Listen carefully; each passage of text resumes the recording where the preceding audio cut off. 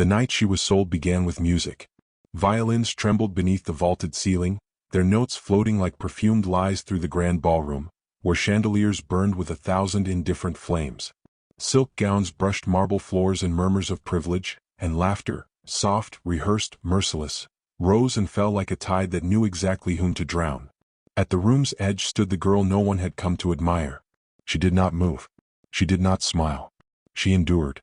Her name, when spoken at all, was delivered with pauses that carried judgment. Too quiet, some thought. Too proud, others decided.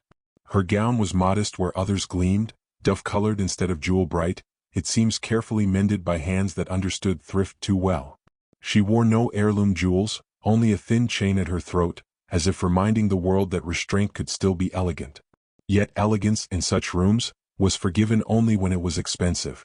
Her father stood several paces away, flushed with wine and triumph. He had positioned himself among men whose fortunes breathed easily, whose daughters were never discussed in whispers. His voice carried farther than he realized, buoyed by bravado and desperation in equal measure. He laughed often, loudly, the sound sharp enough to turn heads. When he gestured toward his daughter, it was not with affection but with presentation, like a merchant revealing goods long overdue for sale. "She is a sensible girl," he said, swirling his glass. "Quiet. Obedient. 500 pounds is more than generous, I should think." The words landed softly, then spread, carried from ear to ear with delighted cruelty. 500 pounds. The sum fluttered through the ballroom like ash. The girl felt it before she understood it, a tightening just beneath her ribs, as though her body recognized injury sooner than her mind. She kept her gaze lowered, fixed on the reflection of candlelight trembling across polished stone. Years of discipline had taught her that stillness could be armor. If she did not react, perhaps the moment would pass through her rather than settle. It did not. Nearby, women leaned together behind painted fans, their mouths curving in practiced sympathy that never reached their eyes. Men assessed her anew, curiosity sharpened by the knowledge that her worth had been publicly measured and found convenient. Marriage, after all, was a marketplace, and tonight her price had been announced. Across the room, unnoticed by most, stood the Duke. He had arrived without ceremony, his presence acknowledged instinctively rather than celebrated. Power had a way of entering quietly, confident it would be felt regardless. He did not join the laughter. He did not drink. He watched. Where others saw a bargain, he saw composure under siege. He noted the way her hands remained steady, fingers laced loosely before her, betraying no tremor. He observed the careful distance she maintained from her father, a space measured not in steps but in survival. When her eyes lifted, briefly, they did not search for rescue. They searched for escape. Something tightened in his chest, unfamiliar and unwelcome. The father laughed again, emboldened. "I told her myself," he declared, voice ringing. "Be grateful, girl. A duke for 500 pounds. I've done exceedingly well." He beamed, pleased with his wit, unaware of the silence growing around him. Or perhaps he mistook it for admiration. The girl's breath stilled. The words struck with surgical precision, not for their cruelty alone, but for their finality. "Sold." The term echoed, stripping her of pretense. She had always known affection was a luxury, but hearing her life reduced to a figure spoken aloud felt like the last thread pulled free. She did not cry. Tears would have suggested she still expected mercy. The Duke's gaze hardened, not with anger but with clarity. In that instant, the room rearranged itself around a single truth. This transaction had been made without her consent, without her voice, without regard for the woman standing quietly at its center. He had seen such bargains before. He had never accepted them. When he spoke, it was not loud. It did not need to be. His words cut through the noise like a blade through silk. 500 pounds, he repeated as though tasting the number. His eyes never left her face. An interesting valuation. The father turned, startled, then flushed with pride at the Duke's attention. "A practical one, my lord," he replied eagerly. "Affection is costly. I prefer certainty." The Duke inclined his head, a gesture so restrained it bordered on cold. "Certainty," he said softly. Then, after a pause that drew every eye, he added, "is often the poorest measure of worth." The girl felt the shift then, not salvation, not hope, but something subtler. Recognition. Someone had seen the injustice and named it, if only obliquely. Her spine straightened a fraction. For the first time that evening she inhaled fully. The music resumed, though it sounded thinner now, uncertain. Conversations restarted, cautious, recalibrated. Yet beneath the resumed spectacle, a fissure had opened. The Duke remained where he was, watching her not as an acquisition, but as a question. And somewhere between the last echo of laughter and the first stirrings of scandal, fate, long delayed, began to turn, quietly, inexorably, toward a reckoning no amount of money could contain. Morning arrived pale and uncertain, as though London itself hesitated to witness what the night before had begun. Mist clung to iron railings, and the stones outside her family's house glistened with cold remembrance.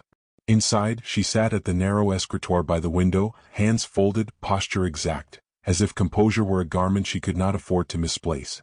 Sleep had eluded her, chased away by the echo of her father's laughter and the Duke's voice cutting through it like steel.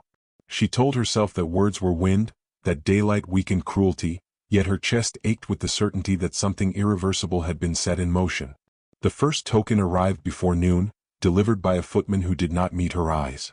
It was only a book, bound in worn leather, its edges softened by use rather than display. Inside the cover, in a precise, restrained hand, a single line had been written. It read simply that truth survives where noise fails. She closed the book at once, heart quickening, not from delight but from danger. Gifts, she had learned, were never neutral, especially when they crossed boundaries society guarded fiercely. Her father noticed the delivery and smiled with sudden calculation.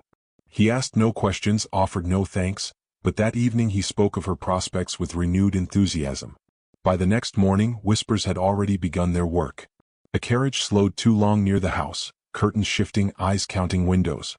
At church, she felt the weight of glances slide along her spine like damp fingers. Someone murmured her name, attaching it to the Duke's with careless intimacy. She kept her gaze fixed ahead, lips moving in prayer she did not feel. The second token arrived days later, unannounced and dangerously personal. A shawl, fine but unostentatious, the color of early dusk, folded with care. She recognized it from the ballroom, remembered the draught near the doors, remembered his stillness as others danced. Her breath caught despite herself. That evening she returned the shawl, sending it back with a note written in careful, formal restraint. She thanked him for his concern and asked politely that he refrain from further kindness. The reply came the next day, delivered not by servant but by silence. No explanation, no defense, only absence, which unsettled her more than persistence would have. Society, however, filled the quiet eagerly. A woman she scarcely knew smiled too warmly and suggested ambition suited her better than modesty. Another implied she had engineered the Duke's interest deliberately. The accusation settled heavily, threatening to stain what little dignity she possessed. It was at a small gathering, meant to be unremarkable, that the scandal sharpened. A careless remark questioned her virtue, spoken just loudly enough to wound. Before she could retreat, the Duke intervened. He did not raise his voice, did not accuse, merely corrected the speaker with such precision that disagreement became impossible. The room stilled, chastened by authority and by something rarer, restraint. She met his eyes briefly, gratitude and fear colliding within her. Later, alone, she understood the cost of that defense. By morning, the story had shifted, recast as proof of improper closeness. Her father was pleased beyond measure. The Duke's attention, once troubling, now promised leverage. She realized then that silence could no longer protect her. Kindness had become a weapon turned against her. That night, she stood at her window, the book unopened beside her, the shawl's absence colder than its presence had been. Somewhere beyond the mist and rumor, the Duke was choosing restraint again, unaware that restraint itself now threatened her. As she closed the curtains, heart steady but resolve awakening, she sensed the story tightening around them both. Whatever had begun in that ballroom was no longer confined to whispers, and soon it would demand a reckoning neither of them could evade. The next move, she knew, would not belong to her father, nor to society, but to the man whose silence echoed louder than promises. And in that waiting, balance between scandal and choice, her fate held its breath. She did not yet know what he would ask, only that whatever came next would cost more than money had ever measured. For the first time since her worth had been spoken aloud, she wondered what it might mean to be chosen rather than sold. The thought frightened her more than humiliation ever had. Outside, a carriage passed, wheels hissing over wet stone, carrying secrets that would soon return.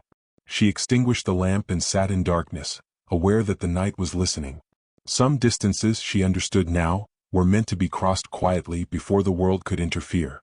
When sleep finally came, it brought no peace, only the image of steady eyes and a voice that had dared to name injustice. By dawn, rumors would harden, alliances would shift and restraint would be tested. She rose knowing that the kindness she had tried to refuse was already binding her story to his. Somewhere beyond her sight, the Duke was preparing to act, not with gifts but with intent. And when he did, the price spoken in that ballroom would be answered at last. She sensed it as she stepped into the morning light, a tightening thread pulling her forward despite her fear. The world had begun to watch her, but one man was finally listening. That difference, small as it seemed, would soon fracture everything she had been taught to endure. For now, all she could do was wait, standing at the edge of scandal and possibility alike. The silence stretched, fragile and charged, promising that the next step would change her life entirely. Somewhere, a decision was being made that would no longer allow her to remain unseen. She felt it like distant thunder, warning rather than comfort. By the time the sound reached her, escape would no longer be possible. Whatever came next would demand her voice at last. And Duke would insist she be heard. Rain muted the world beyond the tall windows, turning the Duke's estate into an island of shadow and lamplight. She arrived at dusk, escorted through corridors that smelled of old paper and extinguished fires, her footsteps swallowed by carpets woven to silence. No servants lingered. No audience waited. The absence felt deliberate, almost reverent, as though the house itself understood that what was about to be spoken could not survive witnesses. They faced one another in the library, separated by a narrow table strewn with maps and ledgers, artifacts of power that suddenly seemed irrelevant. Firelight traced the angles of his face, revealing restraint honed into habit. She remained standing, gloved hands clasped, chin lifted by will alone. He did not ask her to sit. He did not move closer. Respect, she realized, could be its own kind of distance. "I asked for privacy," he said at last, voice measured, "because the world has already spoken too freely on your behalf." The words were careful, yet something beneath them strained, like a door held shut against a storm. She nodded once, granting nothing she had not chosen. Silence pooled between them, heavy, expectant. "You owe me nothing," she replied. "Not gratitude. Not explanation." Saying it aloud steadied her, though her pulse betrayed her calm. "If this meeting is another kindness, my lord, I must ask you to spare me." Her eyes lifted then, meeting his without apology. Kindness has become dangerous. He absorbed that without defense. For a moment only the fire answered, shifting as if unsettled. "Then allow me," he said quietly, "to be honest instead." He removed his gloves and set them aside, a small, intimate gesture that felt like a concession. "I did not intervene to possess you. I intervened because I recognized something that should never have been priced." Her breath caught despite herself. Recognition was a treacherous word, heavy with implication. She stepped closer to the table, fingers brushing its edge as though grounding herself. "What you recognized," she said, "was humiliation. That requires no special insight." The edge in her tone surprised them both. Years of restraint pressed suddenly toward release. He shook his head once. "No. I recognized survival." His gaze did not waver. "I have seen it before. In women taught to disappear in plain sight." The admission shifted the room, drawing her attention with quiet force. She hesitated, then spoke, the truth breaking free with a softness that felt like surrender. "I am tired," she said simply. "Tired of being grateful for being spared worse." The words loosened something in her chest and she pressed on, voice low. "My father calls it practicality. Society calls it fortune. I call it erasure." Her gloves lay forgotten on the table now, palms bare, exposed. "I do not wish to be rescued. I wish to be left intact." Something flickered across his expression then, too swift to name. Regret, perhaps, or memory. He turned slightly, gaze drifting to the rain-streaked window. "Once," he said, "I failed to recognize that wish in time." The confession emerged reluctantly, as though dragged from depth. "There was a girl. Proud. Unprotected. I searched for her after she vanished from my reach, long after the world decided she did not matter." She listened, still, the room narrowing to the sound of his voice. "I spent years," he continued, "and more money than I will name, attempting to learn whether she had survived." He faced her again, the fire catching in his eyes. "When I saw you in that ballroom, enduring with the same silence, I understood what I had been seeking." The weight of it settled slowly. £500. 500,000. The numbers rearranged themselves, grotesque and revealing. Her voice, when it came, was barely more than breath. "Then why," she asked, "do you offer me nothing now?" Fear edged the question, sharpened by hope she refused to claim. "Because offering would imply ownership," he answered. and I will not repeat that violence. He stepped back, increasing the distance, a deliberate refusal. If you leave tonight, I will not follow. The choice lay exposed between them, fragile as glass. She closed her eyes briefly, the room tilting. When she opened them, something had shifted, subtle yet irreversible. Then I will stay, she said, not as consent but as declaration. Outside, the rain intensified, drumming against the windows like an approaching verdict. Neither moved to break the moment. Somewhere between confession and restraint, a truth had been spoken that could not be returned to silence. By dawn, she knew, the world would demand to know what had passed between them, and both would have to decide whether honesty was a luxury they could afford. She remained where she was as the fire settled, aware that leaving would be easier than staying honest. The Duke did not move toward her, yet his presence felt closer than any hand. In that suspended space, she understood that freedom was not the absence of chains, but the invitation to choose them knowingly. The confession had not rescued her, it had returned her to herself, unguarded and accountable. Outside, the rain softened as though listening. Inside, a decision waited, patient and unyielding. When she finally turned toward the door, it was not retreat that shaped her steps, but resolve sharpened by fear.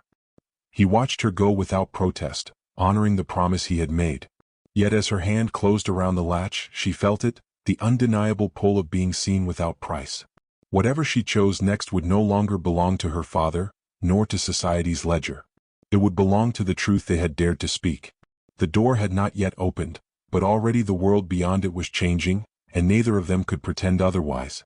Somewhere beyond that threshold, consequences gathered, silent and immense, promising that the next time their paths crossed, choice would no longer be theoretical, but irreversible, for both hearts and histories alike forever bound.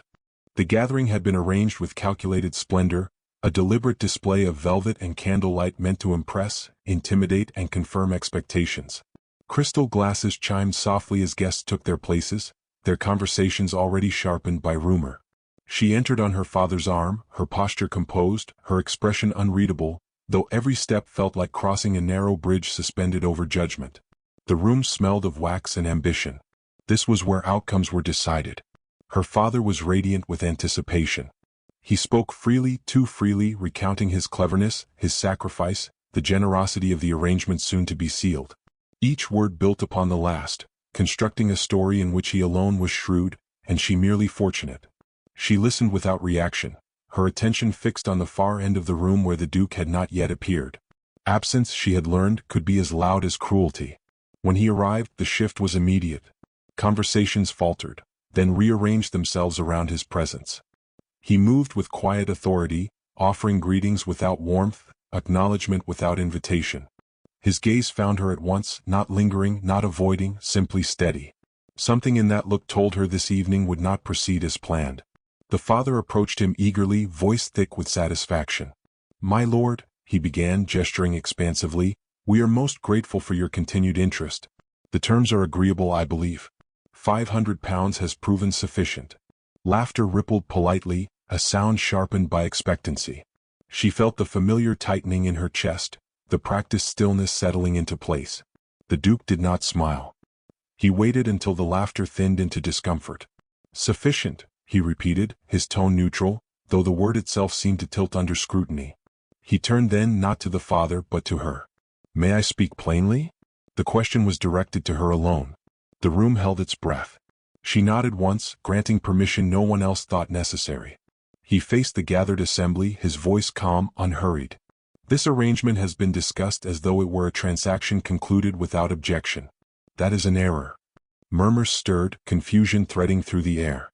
Her father stiffened. "My lord," he protested, "this is hardly the place." "It is precisely the place," the Duke interrupted gently, "where misunderstandings must be corrected." He stepped forward, placing himself not beside her, but slightly before, an alignment that felt neither possessive nor performative. "I will not purchase a woman. Nor will I accept a marriage founded upon valuation rather than consent." The word struck with measured force. Shock rippled outward, disbelief giving way to speculation. Her father's face flushed, anger and panic colliding. "You offered," he insisted, voice rising.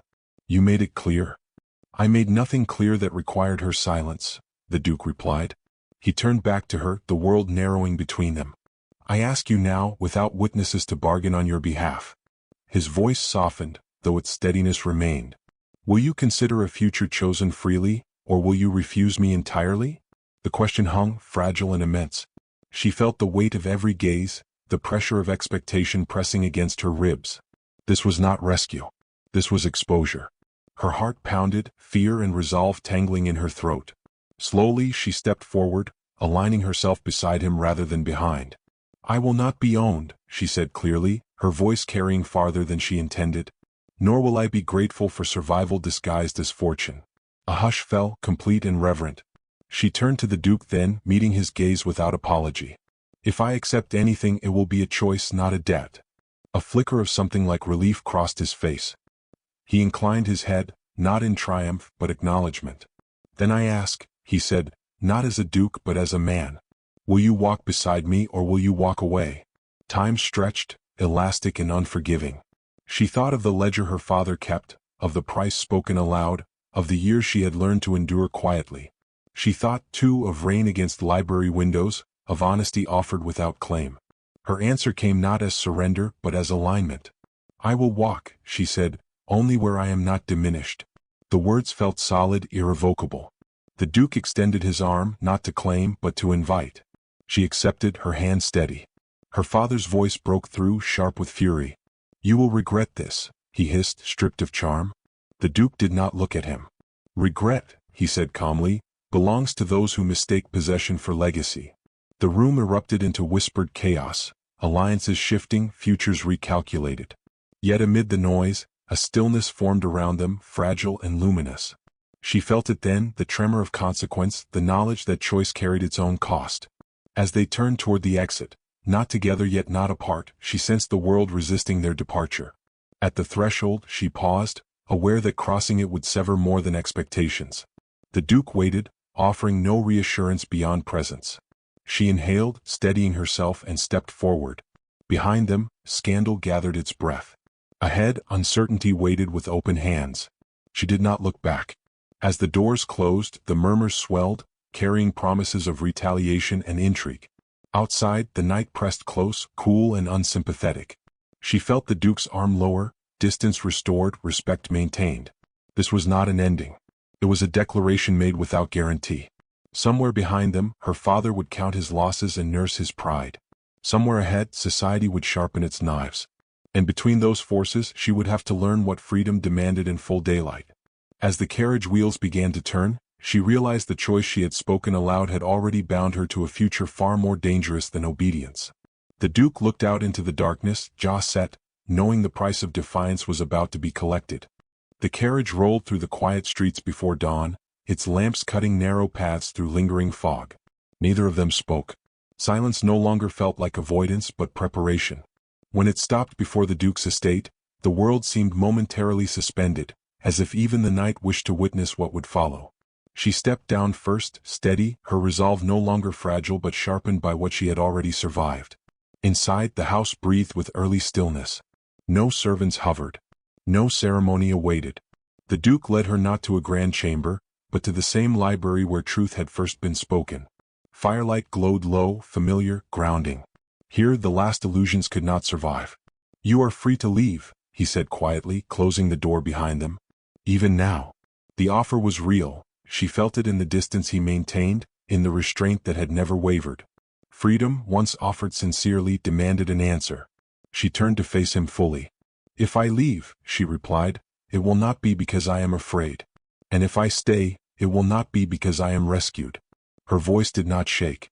I need to know that choosing you does not require losing myself. He regarded her with an intensity that carried neither hunger nor command, only recognition. I have spent a lifetime, he said, learning the cost of taking what was not freely given. His hand rested at his side, open, empty. I will not repeat that failure. At last she allowed herself to cross the space between them. Not hurried. Not hesitant. When she stopped before him, it was close enough that she could feel his breath steadying to match her own. Then hear this, she said. I will not be grateful for you. I will be equal.